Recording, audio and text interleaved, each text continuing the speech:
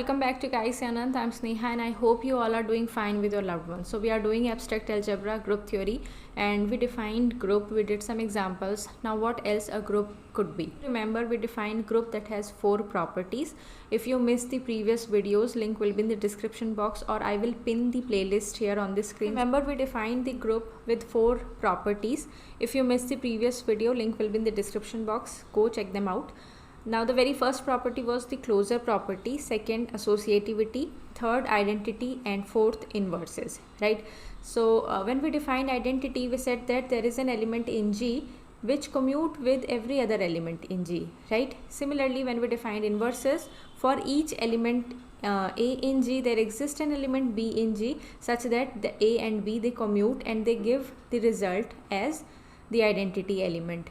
Now, in order to define the very next character of a group, the word commute is very important. Happens if other than identity and inverses, elements start commuting with each other in a group. And this idea is very nicely put together by the great mathematician Abel, and we name such types of group as an abelian group to honor his work. Now the definition.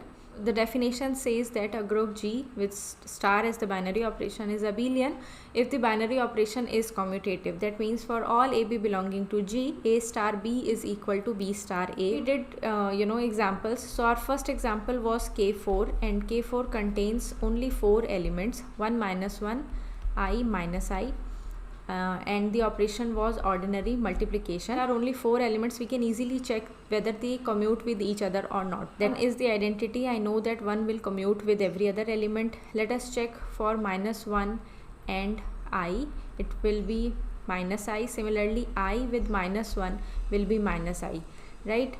Next pair will be minus 1 and minus I will give you plus I, and minus I minus 1 will give you plus I. And lastly, I have I into minus I, and the product will be plus 1. Minus I into I, the product will be plus 1.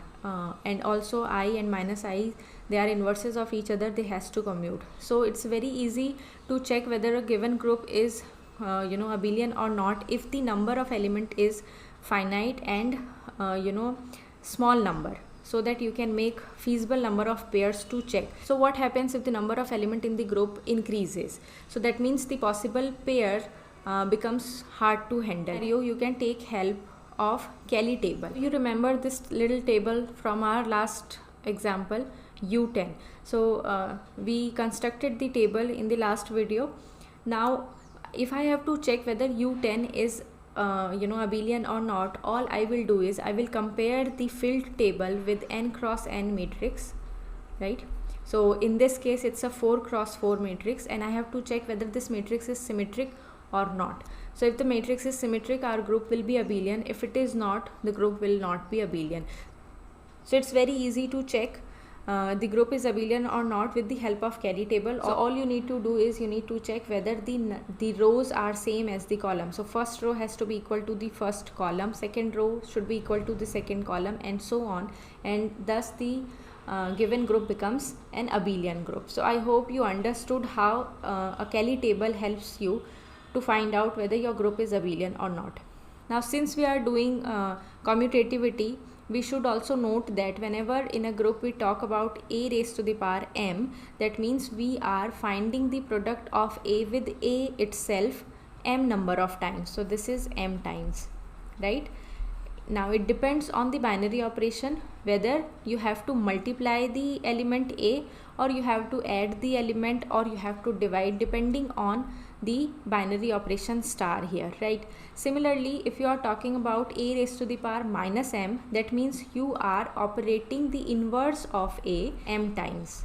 So this is m times, right? So whenever now it also depend on the binary operation, what is your inverse? Is it minus a or is it 1 by a?